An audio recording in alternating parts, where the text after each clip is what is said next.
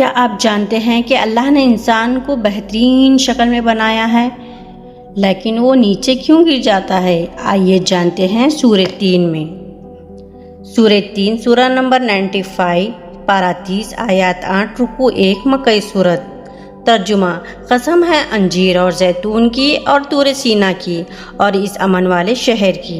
बेशक हमने इंसान को बेहतरीन सूरत में पैदा किया, फिर इसे नीचे से नीची हालत में लौटा दिया, सिवाय इन लोगों के जो ईमान और नेक अमल किए।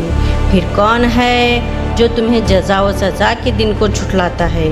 क्या अल्लाह सबसे बड़ा हाकिम नहीं है? ये सूरह हमें याद दिलाता है कि इंसान की असल इज्जत ईमान और नेक अमाल में है। जो लोग नेक रास्ता इख्तियार करते हैं, अल्लाह इन्हें हमेशा के लिए अजर देता है। अगर आपको ये वीडियो पसंद आए तो लाइक, सब्सक्राइब और कमेंट करें।